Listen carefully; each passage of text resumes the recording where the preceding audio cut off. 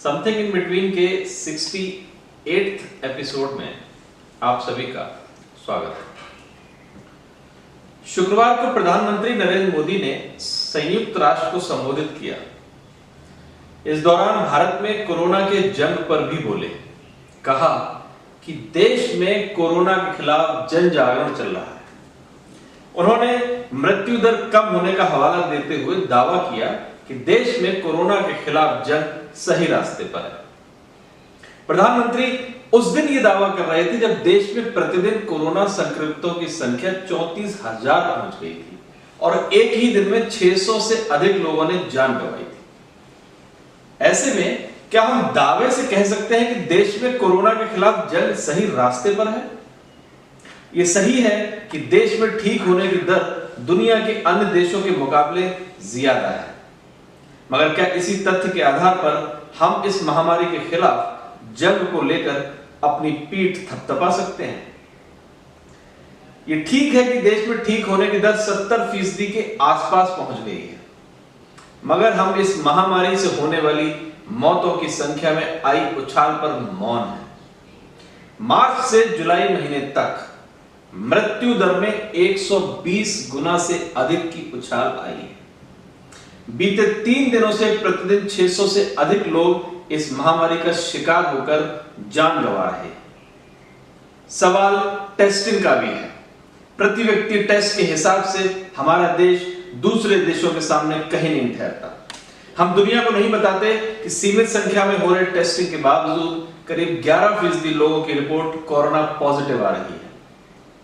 हम दुनिया को यह भी नहीं बताते कि देश की इलेक्ट्रॉनिक सिटी में वेंटिलेटर पर करीब 97% लोगों की मौत हो रही है। तमाम दावों के बावजूद जरूरतमंद अपना टेस्ट नहीं करा पा रहे। इसके अलावा टेस्ट की विश्वसनीयता पर भी लगातार सवाल उठ रहे हैं। पॉजिटिव केस की रिपोर्ट नेगेटिव आने की घटनाओं की तो भरमार लगी है। यह मुख्य सवाल स्वास्थ्य सेवाओं तक लोगों की पहुंच का भी है। इसके लिए कुछ उदाहरण पेश हैं। बिहार की राजधानी पटना में गृह विभाग में उप सचिव उमेश रजक की इलाज के अभाव में मौत हो गई। इस शीर्ष स्तर के अधिकारी को पहले अपनी जांच कराने के लिए इंदिरा गांधी आयुर्विज्ञान संस्थान में पापड़ बेलने पड़े। पहले दिन वह अपनी जांच कराने में नाकाम रहे। दूसरे दिन जब नंबर आया तो 3 दिन बाद रिपोर्ट नेगेटिव और फिर पॉजिटिव बता दी गई। इसके बाद इस संस्थान ने दिवंगत रजक को नालंदा मेडिकल कॉलेज भेज दिया, मगर नालंदा मेडिकल कॉलेज ने उनको एडमिट करने से मना कर दिया। बाद में उनके परिवार ने दिवंगत रजक को पटना एम्स में भर्ती कराने की असफल कोशिश की और उन्होंने फुटपाथ पर ही दम तोड़ दिया। राज्य सरकार के शीर्ष अधिकारी उमेश रजक की इलाज के अभाव में हुई मौत बताती है कि इस महामारी से हम किस तैयारी के साथ जंग लड़ रहे हैं। कोरोना के खिलाफ जंग में सवाल विश्वसनीयता का भी है। केंद्र हो या राज्य सरकार, इनकी ओर से इस महामारी के संदर्भ में दिए जा रहे आंकड़े विश्वसनीयता के खांचे पर फिट नहीं बैठ रहे। संक्रमण और मौत से संबंधित आंकड़ों पर लगातार सवाल उठ रहे हैं। टेस्टिंग की संख्या पर तो पहले से सवाल उठ रहे हैं। उत्तराखंड जैसे छोटे राज्य में उत्तर प्रदेश के मुकाबले अधिक लोगों की कोरोना जांच हो रही है। पहले केंद्रीय स्तर पर स्वास्थ्य मंत्रालय प्रतिदिन ब्रीफिंग कर इस महामारी की तस्वीर सामने रखता था।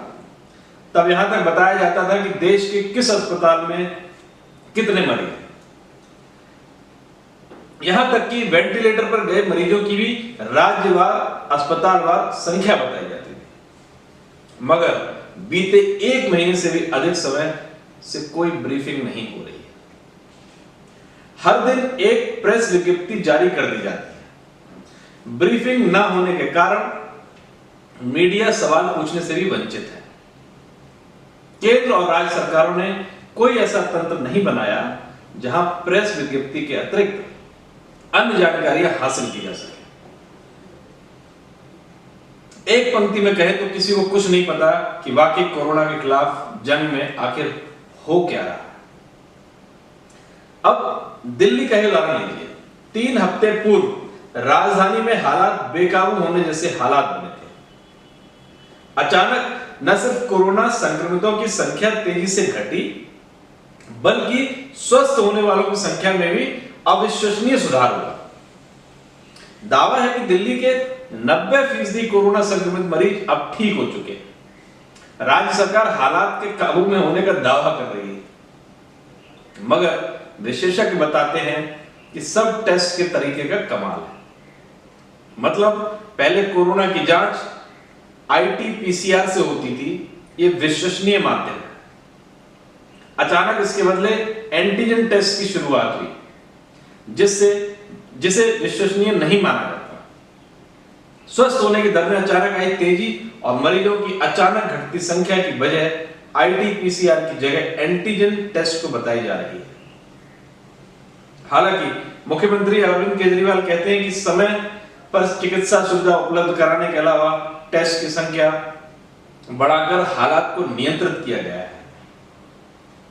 ऐसे में सवाल उठ रहा है कि कोरोना के खिलाफ जंग के नाम पर लोगों की आंखों में धूल झोंकी जा रही है। क्या हम वाकई कह सकते हैं कि कोरोना के मामले में देश में हालात नियंत्रण में हैं? क्या वाकई इस महामारी के खिलाफ देश में जन जागरण चल रहा है? अगर वाकई हालत नियंत्रण में है, तो अब कोरोना मरीजों की संख्या हर तीसरे दिन 1 लाख के आंकड़े के पास क्यों जा रही है? अप्रैल महीने तक एक मौत पर हाहाकार के महज 2 महीने बाद 26,000 मौतों पर एक चुप्पी सी क्यों छा गई? क्या हमने इसे अपनी किस्मत मान लिया है? सब कुछ ठीक होने के सियासी दावों के उलट आंकड़े बता रहे हैं कि कोरोना के मोर्चे पर देश में हालात दिन प्रतिदिन बद से बदतर होते जा रहे हैं। बिहार में दोबारा संपूर्ण लॉकडाउन, उत्तर प्रदेश में हफ्ते में 2 दिनों का नए सिरे से लॉकडाउन घोषित करना ऐसे दावों के खोखलेपन को उजागर करता है। हकीकत यह है कि इस महामारी के खिलाफ जंग के मामले में हम सब भगवान भरोसे हैं। इस महामारी से बचने के लिए सरकार से ज्यादा प्रयास लोगों ने अपने शरीर की प्रतिरोधक क्षमता बढ़ाकर की है। वाकई ये बेहद मुश्किल वक्त है। हम खुद ही सावधानी बरतते हुए इस महामारी से पार पाने की प्रार्थना करते हैं। दूसरा कोई विकल्प फिलहाल नहीं है। नमस्कार।